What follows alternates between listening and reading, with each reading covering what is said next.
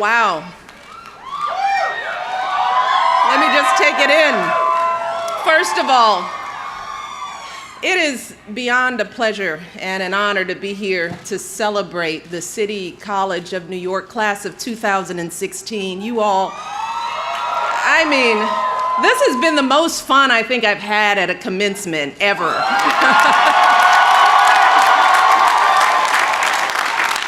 Let me just say a few thank yous. Let me start, of course, by thanking President Koiko for that wonderful introduction, for leadership here at City College, for this honorary degree.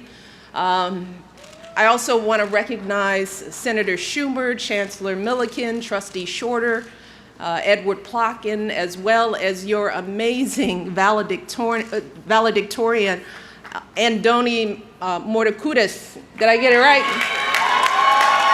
Andoni. And your amazing salutatorian, Aruba Al-Mansouri. I really don't want to follow those two. If anybody is wondering about the quality of education, just listening to those two speakers lets you know what's happening here. And I'm so proud of you both and to your families. Congratulations. Well done. Well done. And of course, let us not forget Elizabeth Klilu for her amazing performance of the national anthem earlier today. She blew it out of the water. But most of all, I want to acknowledge all of you, the brilliant, talented, ambitious, accomplished, and all-around outstanding members of the class of 2016. Woo! You give me chills. You all have worked so hard and come so far to reach this milestone. So I know this is a big day for all of you and your families, and for everyone at this school who supported you on this journey.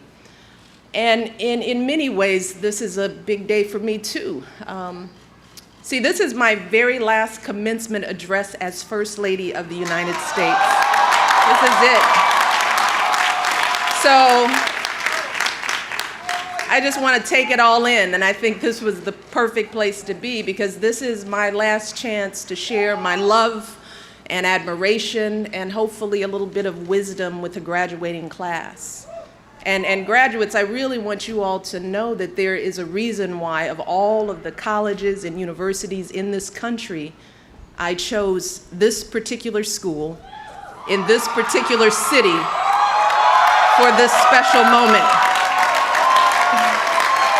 And I'm here because of all of you. I mean, we've talked about it, Andoni. I'm going to talk a little bit about diversity. Thank you. Just look around. Look at who you are. Look at where we're gathered today. As the president eloquently said, at this school, you represent more than 150 nationalities. You speak more than 100 different languages. Whoa, just stop there. You represent just about every possible background, every color and culture, every faith and walk of life. And you've taken so many different paths to this moment. Maybe your family has been in the city for generations. Or maybe like my family, they came to this country centuries ago in chains. Maybe they just arrived here recently, determined to give you a better life. But graduates, no matter where your journey started, you have all made it here today through the same combination of unyielding determination, sacrifice, and a whole lot of hard work. Commuting hours each day to class, some of you juggling, yes, amen. Juggling multiple jobs to support your families and pay your tuition. Studying late into the night, early in the morning on subways and buses, and in those few precious minutes during breaks at work. And somehow you still found time to give back to your communities, tutoring young people, reading to kids, volunteering at hospitals. Somehow you still managed to do prestigious internships and research fellowships. and join all kinds of clubs and activities. And here at this nationally ranked university with a rigorous curriculum and renowned faculty, you rose to the challenge, distinguishing yourselves in your classes, winning countless honors and awards, and getting into top graduate schools across the country. Whoa. So graduates, with your glorious diversity, with your remarkable accomplishments and your deep commitment to your communities, you all embody the very purpose of this school's founding. And more importantly, you embody the very hopes and dreams carved into the base of that iconic statue not so far from where we sit, on that island where so many of your predecessors at this school first set foot on our shores. And that is why I wanted to be here today at City College. I wanted to be here to celebrate all of you, the school, the city, because I know that there is no better way to celebrate this great country than being here with you. See, all of you know, for centuries, this city has been the gateway to America for so many striving, hope-filled immigrants, folks who left behind everything they knew to seek out this land of opportunity that they dreamed of. And so many of those folks, for them, this school was the gateway to actually realizing that opportunity in their lives, funded on the fundamental truth that talent and ambition know no distinctions of race, nationality, wealth, or fame, and dedicated to the ideals that our founding fathers put forth more than 2 centuries ago, that we are all created equal, all entitled to life, liberty, and the pursuit of happiness. City College became a haven for brilliant, motivated students of every background, a place where they didn't have to hide their last names or their accents or put on any kind of airs, because the students at this school were selected based not on pedigree, but on merit and merit alone. So really,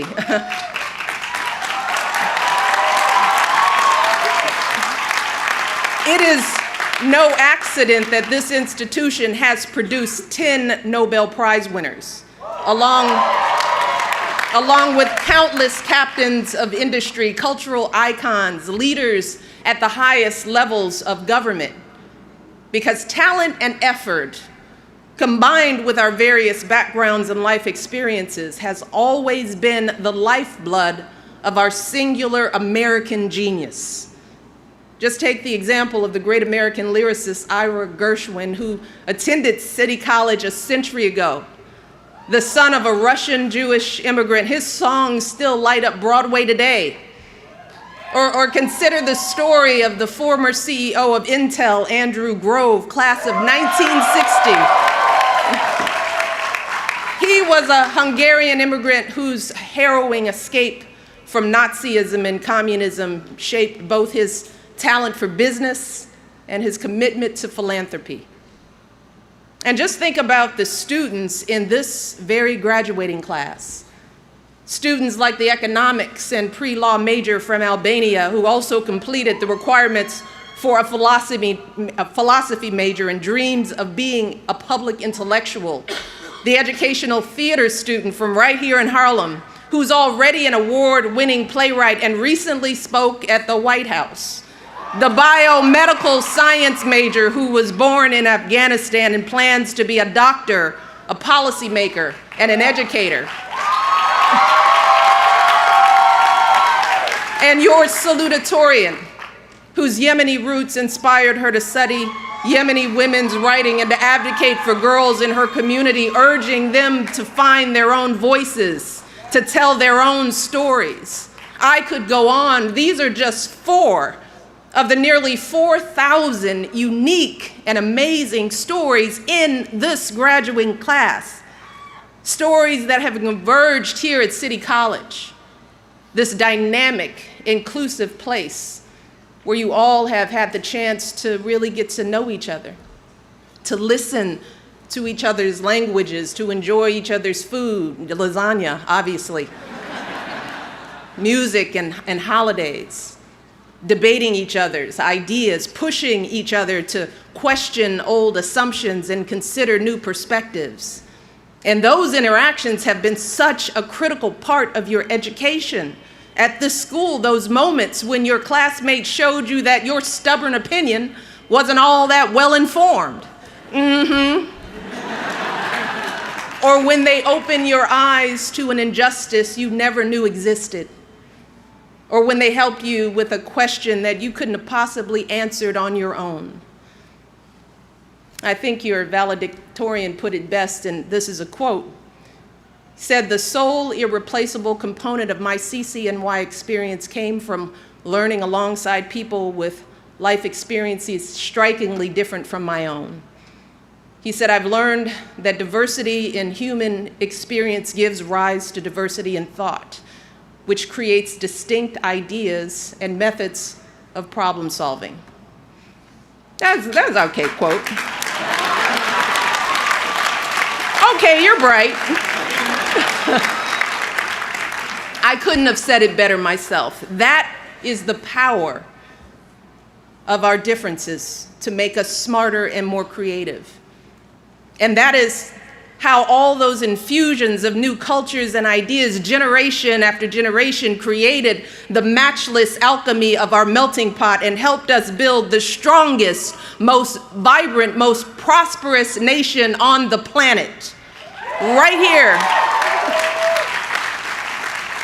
But unfortunately, graduates, despite the lessons of our history and the truth of your experience here at City Colleges, some folks out there today seem to have a very different perspective.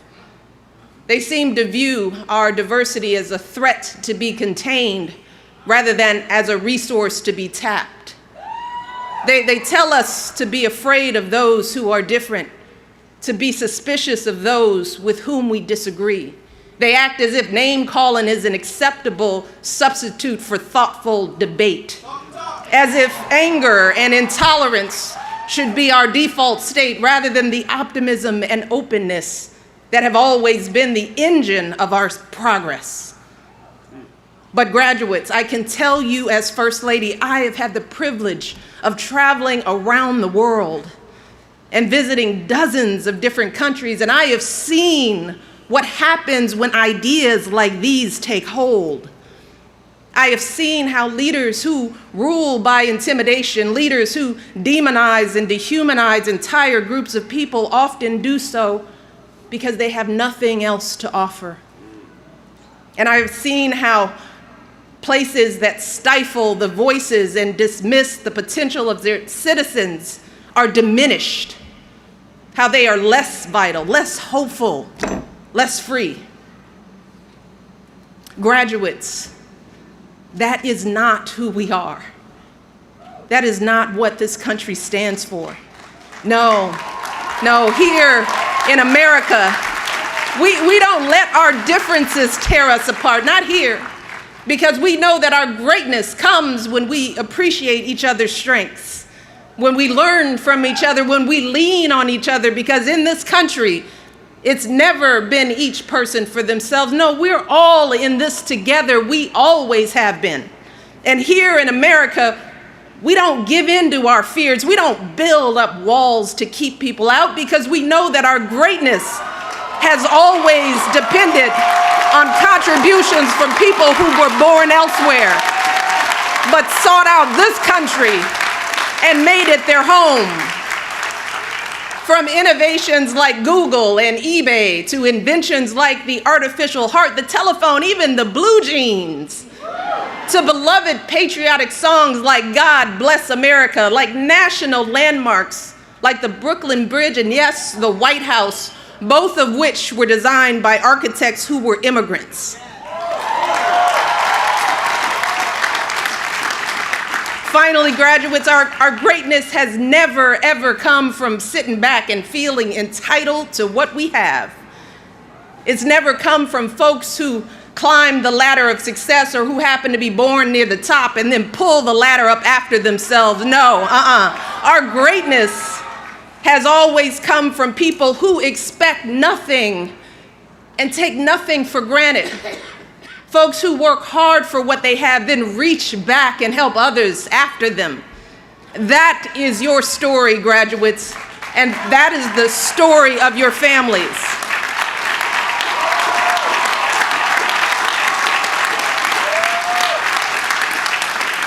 And it's the story of my family, too. As many of you knew, I grew up in a working class family in Chicago. And while neither of my parents went past high school, let me tell you, they saved up every penny that my dad earned at his city job because they were determined to send me to college. And even after my father was diagnosed with multiple sclerosis and he struggled to walk, relying on crutches just to get himself out of bed each morning, my father hardly ever missed a day of work. See, that blue-collar job helped to pay the small portion of my college tuition that wasn't covered by loans or grants or my work study or my summer jobs. And my dad was so proud to pay that tuition bill on time each month, even taking out loans when he fell short. See, he never wanted me to miss a registration deadline because his check was late. That's my story. And graduates, you all have faced challenges far greater than anything I or my family have ever experienced. Challenges that most college students could never even imagine. Some of you have been homeless. Some of you have risked the rejection of your families to pursue your education. Many of you have lain awake at night wondering how on earth you were going to support your parents and your kids and still pay tuition. And many of you know what it's like to live not just month to month or day to day, but meal to meal. But graduates, let me tell you, you should never, ever be embarrassed by those struggles. You should never view your challenges as a disadvantage. Instead, it's important for you to understand that your experience facing and overcoming adversity is actually one of your biggest advantages. And I know that because I've seen it myself, not just as a student working my way through school, but years later before I came to the White House and I worked as a dean at a college. In that role, I encountered students who had every advantage. Their parents paid their full tuition. They lived in beautiful campus dorms. They had every material possession a college kid could want: cars, computers, spending money. But when some of them got their first bad grade, they just fell apart. They lost it because they were ill-equipped to handle their first encounter with disappointment or falling short. But graduates, as you all know, life will put many obstacles in your path that are far worse than a bad grade. You'll have unreasonable bosses and difficult clients and patients. You'll experience illnesses and losses, crises and setbacks that will come out of nowhere and knock you off your feet. But unlike so many other young people, you have already developed the resilience and the maturity that you need to pick yourself up and dust yourself off and keep moving through the pain. Keep moving forward. You have developed that muscle. And with the education you've gotten at this fine school and the experiences you've had in your lives, let me tell you, nothing, and I mean nothing, is going to stop you from fulfilling your dreams. And you deserve every last one of the successes that I know you will have. But I also want to be very clear that with those successes comes a set of obligations to share the lessons you've learned here at this school, the obligation to use the opportunities you've had to help others. That means raising your hand when you get a seat in that board meeting and asking the question, well, whose voices aren't being heard here? What ideas are we missing? It means adding your voice to our national conversation, speaking out for our most cherished values of liberty, opportunity, inclusion, and respect, the values that you've been living here at this school.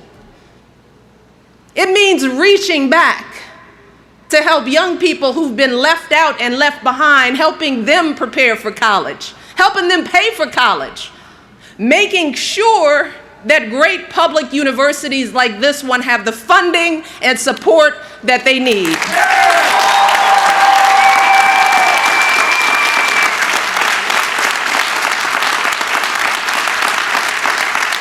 Because we all know that public universities have always been one of the greatest drivers of our prosperity, lifting countless people into the middle class, creating jobs and wealth all across this nation.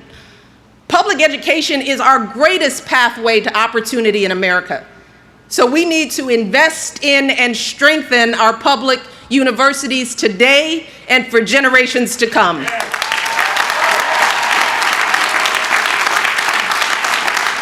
That is how you will do your part to live up to the oath that you all will take here today. The oath taken by generations of graduates before you to make your city and your world greater, better, and more beautiful. More than anything else, graduates, that is the American story. It's your story and the story of those who came before you at this school. It's the story of the son of Polish immigrants named Jonas Salk, who toiled for years in a lab until he discovered a vaccine that saved countless lives. It's the story of the son of Jamaican immigrants named Colin Powell, who became a 4-star general, Secretary of State, and a role model for young people across the country. And graduates, it's the story that I witness every single day when I wake up in a house that was built by slaves and I watch my daughters, 2 beautiful black young women, head off to school, waving goodbye to their father, the President of the United States, the son of a man from Kenya who came here to America for the same reasons as many of you, to get an education and improve his prospects in life. So graduates, while I think it's fair to say that our founding fathers never could have imagined this day, all of you are very much the fruits of their vision. Their legacy is very much your legacy and your inheritance. And don't let anybody tell you differently. You are the living, breathing proof that the American dream endures in our time. It's you. So I want you all to go out there, be great, build great lives for yourself, enjoy the liberties that you have in this great country, pursue your own version of happiness, and please, please always, always do your part to help others do the same. I love you all. I am so proud of you. Thank you for allowing me to share this final commencement with you. I have so much faith in who you will be. Just keep working hard and keep the faith. I can't wait to see what you all achieve in the years ahead. Thank you all. God bless. Good luck on the road ahead.